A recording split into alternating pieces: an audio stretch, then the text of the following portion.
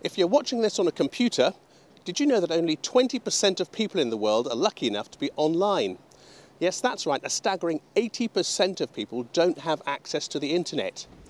The man known as the father of the World Wide Web is Tim Berners-Lee.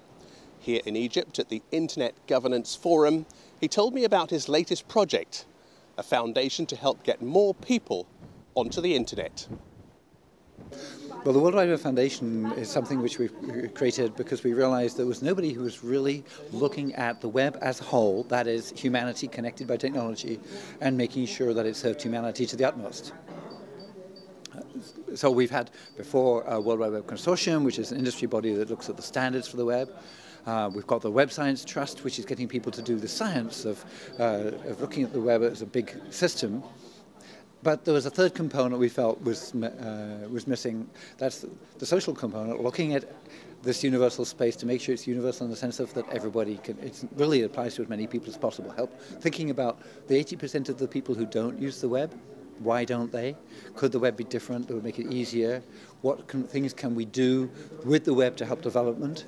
How should the development of the use of the web be coordinated with the development of other things such as healthcare, clean water, and economic development? There are all kinds of questions which haven't been asked really about the web, because the web is, even though it's only 20 years old, seems a lot, it's really something quite new, relatively new.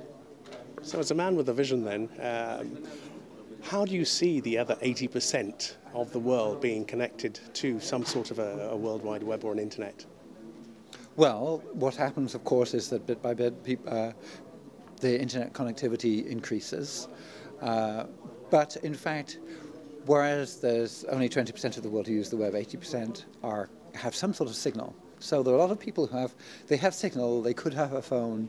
So do they have a phone but it doesn't have a web browser? Do they have a web browser but it doesn't do the character set which they need? Maybe it works for the character set, works for the language, but maybe what they find on the web, they don't find any content in their own language.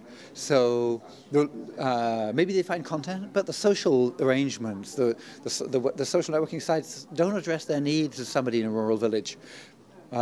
Maybe they've been developed by other people and they haven't realized that actually the web is out there for them to be creative on. There are a lot of questions between the simple question of getting connectivity, raw connectivity to somebody, and to them being an active participant in the whole world connected by information.